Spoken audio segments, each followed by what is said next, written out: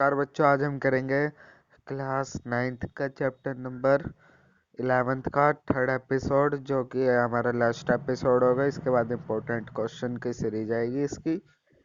तो हमने इसके एपिसोड सेकंड और फर्स्ट पहले ही अपलोड कर दिया है, तो हम इसे शुरू करते हैं।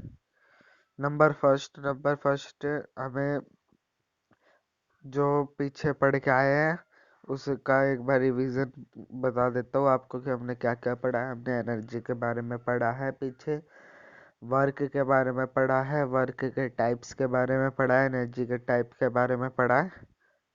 एनर्जी के टाइप पोटेंशियल और काइनेटिक हो गए थे। पोटेंशियल का फॉर्मूला बचा था, वो हम यहाँ पे आज सीखेंगे। उसके बाद हम सीधा पावर पढ़ेंगे।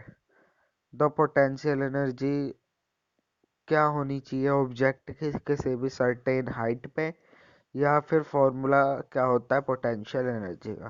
तो हमें पता है कि किसी भी बॉडी के मास को हम m से डिनोट करते हैं और हाइट को h से।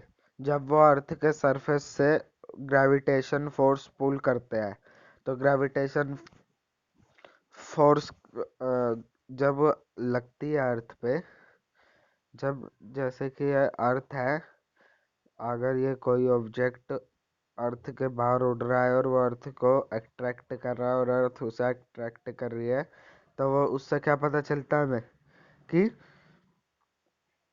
इसका मास और अर्थ की ग्रेविटी, इनका प्रोडक्ट क्या होता है,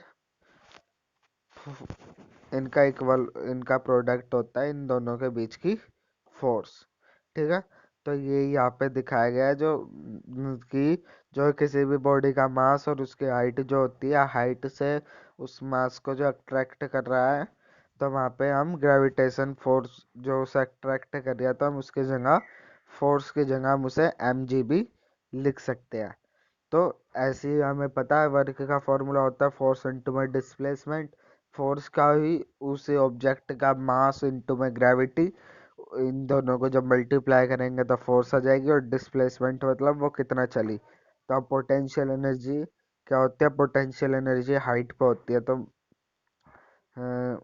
अभी मैं समझाता हूँ। पोटेंशियल एनर्जी हाइट पे होती है।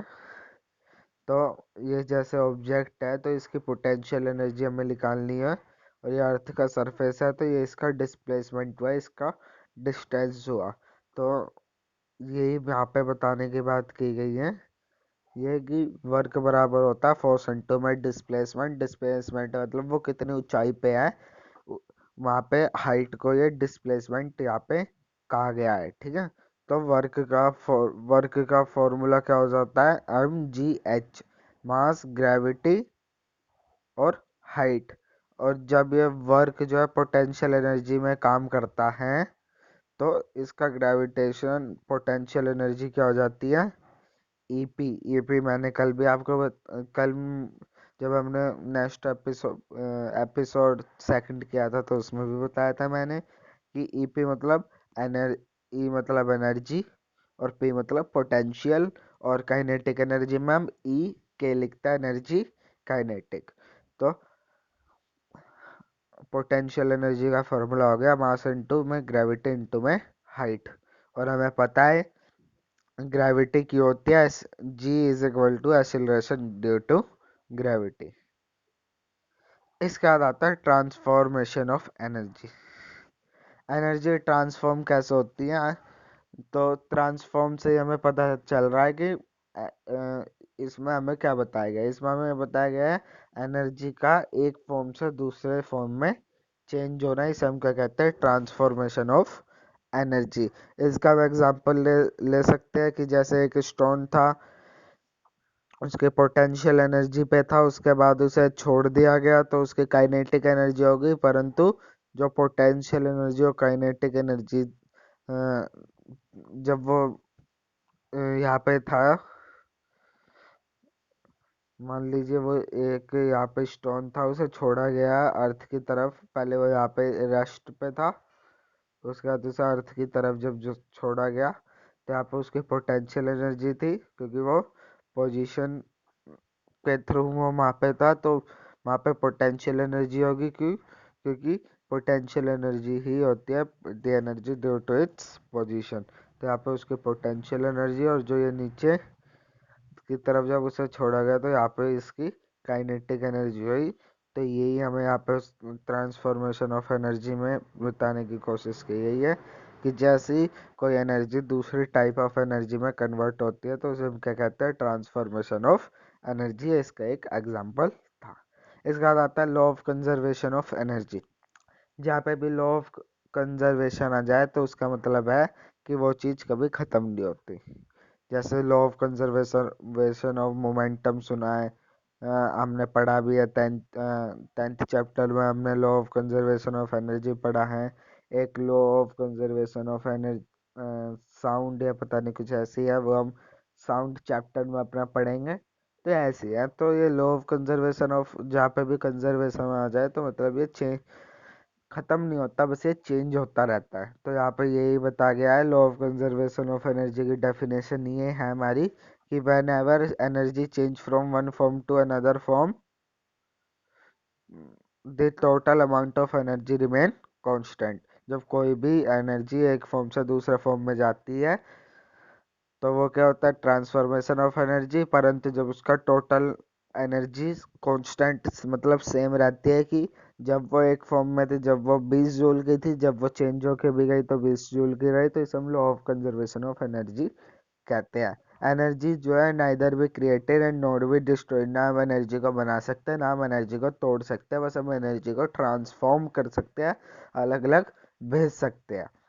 और ऑल्थो सब एनर्जी में भी वेस्टेड ड्यूरिंग कन्वर्जन, बहुत सारी एनर्जी कन्वर्जन के टाइम में जो है वेस्ट हो जाती है, परंतु टोटल एनर्जी जो सिस्टम की रहती है वो हमेशा सेम रहती है। हमें ही लगता है कि वो एनर्जी जो है वेस्ट हो गई है। अब है कंजर्वेशन ऑफ एनर्जी तुरंत फ्री फॉल। फ्री फॉल क्या होता है सबसे पहले समझते हैं। तो फ्री फॉल हमने 10 चैप्टर में पढ़ा है, जब किसी भी सर्टेन हाइट से कोई भी चीज़ नीचे आती है only under the gravitation force, तो उसे हम क्या कहते हैं, फ्री फॉल कहते हैं। अब फ्री फॉल कैसे, जैसे एक बॉल है एम मास की और हाइट से आ रही है वो एच से, उसकी पोटेंशियल एनर्जी होगी मास इंटू में ग्रेविटी इंटू में हाइट। परंतु बाद में जब वो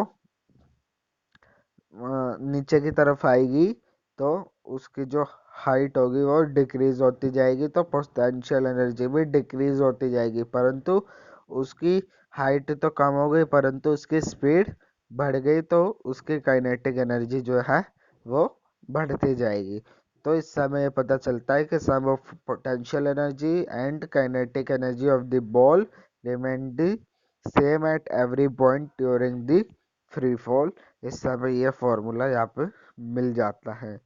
मैं आपको बताऊं कि हमें आखिरी की 3 स्लाइड जो हमने अभी पढ़ी हैं, transformation of energy, law of conservation of energy and conservation of energy during free fall, जो हम पढ़ रहे हैं, इसमें हमें बस यही बताने की कोशिश की है कि एनर्जी कभी ख़त्म नहीं होती, बस वो जुड़ती रहती है।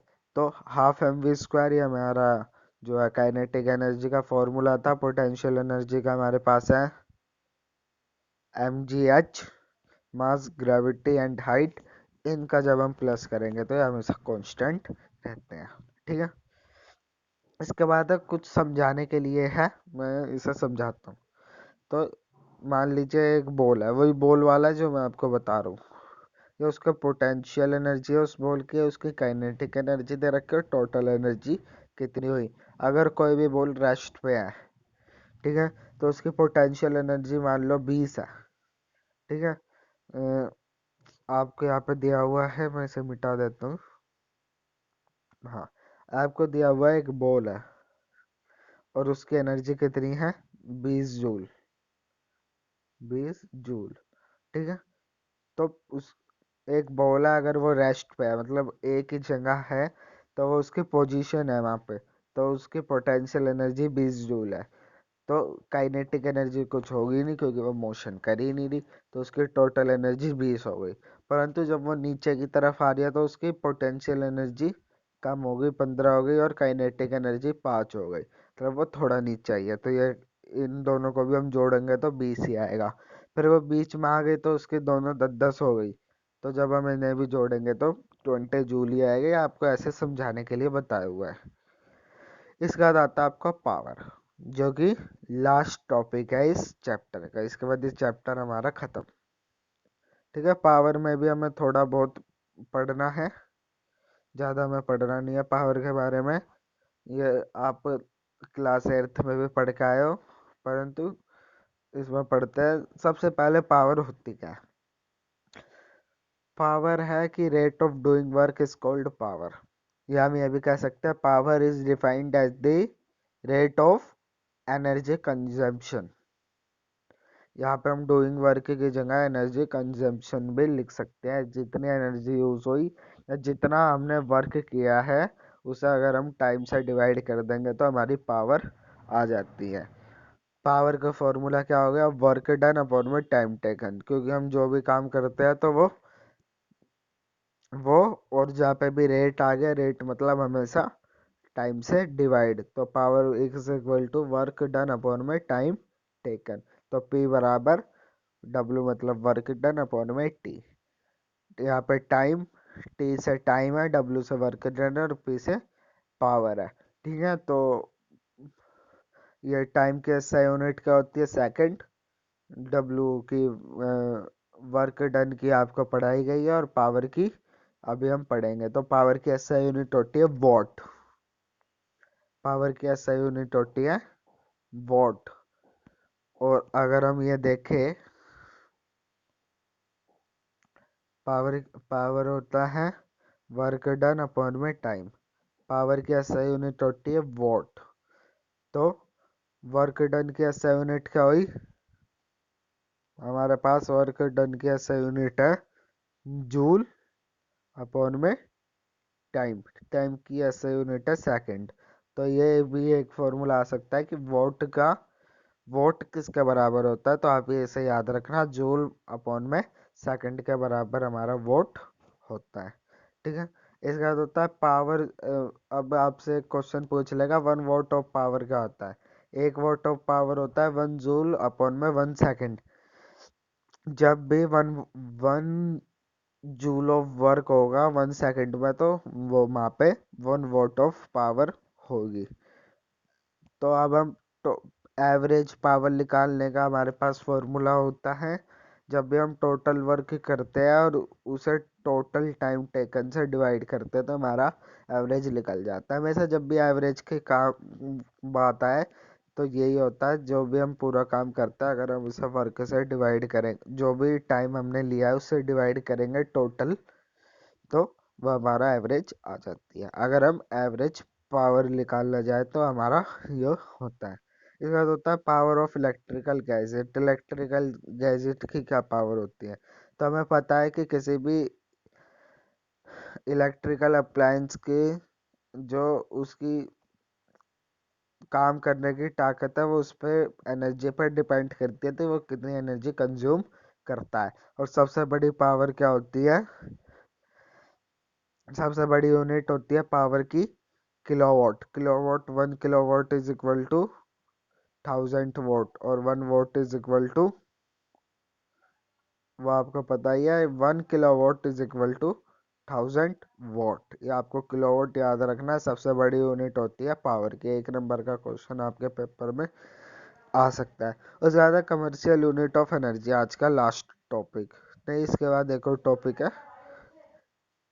उसके बाद कमर्शियल यूनिट ऑफ एनर्जी होती है जब भी जूल जो है सबसे छोटी यूनिट है एनर्जी की। ठीक है, ये हमें पता ही है। और जब भी हम कमर्शियल मीटर के यूज़ करते हैं, जो हमारे मीटर में रीडिंग आती है बिजली के मीटर में, या जिससे बिल आता है, तो वो किलोवाट से ही आता है। ये कमर्शियल पर्पस के लिए, ऑफिस ऑफिस के कामों के लिए, या हमारे घर के कामों के लिए काम की जाती है। सबसे बड़ी यूनिट एनर्जी की वो है किलोवाट। हमेशा कमर्शियल पर्पस के लिए किलोवाट का यूज़ किया जाता है। और 1 किलोवाट आवर इसलिए कह रहा है क्योंकि जब भी हम किलोवाट निकालते हैं, तो वो कितने आवर वो हुई है उससे भी हम मल्टीप्लाई, जित कितने आवर यूज़ हुई है उससे भी हम मल्टीप्लाई करते हैं। 1 kilowatt hour is the amount of energy consume when an electrical appliance having the power rating of 1 kilowatt is use for 1 hour. 1 kilowatt जब होगी जब 1 किलोवाट की एनर्जी, 1 किलोवाट की पावर यूज की जाएगी 1 आवर में, तो हम उसे कहेंगे 1 किलोवाट की एनर्जी कंज्यूम हुई है। इसके बाद है कि 1 जूल में जूल कितना होता है 1 किलोवाट में, तो हमें यही बताना है किलोवाट और जूल का रिलेशन। तो 1 आवर में कितनी एनर्जी कंज्यूम करते हैं जूल में, हमें वो बतानी है। तो 1 किलोवाट आवर के जो है 1 किलोवाट फॉर 1 आवर, अगर हम 1 आवर के लिए 1 किलोवाट यूज़ करते हैं तो हमारी 1000 वाट हो गई 1 आवर के लिए। 1000 वाट हो गई तो 1 आवर को हम किस में लिख सकते हैं, सेकंड, क्योंकि हमेशा टाइम किस में लिखा जाता है, सेकंड में, क्योंकि टाइम के ऐसा यूनिट सेकंड होते हैं। तो हम यहाँ पे 3600 लिख देते हैं सेकंड, क्योंकि 1 घंटे में 60 मिनट होते हैं और 1 मिनट में 60 सेकंड होते हैं। तो 60 × 60 हमारा आ गया 3600 सेकंड। ठीक है, और ये 1000 वाट ये है ही। और हम 3600 सेकंड जब इससे मल्टीप्लाई करेंगे तो 36 आ गया, और ये पीछे 5 जीरो आ जाएगी, 36 लाख जूल। तो 1 किलोवाट आवर किसके बराबर होता है, 36 लाख जूल। अगर हम इसे छोटा करके लिखें तो ये हम लिख सकते हैं।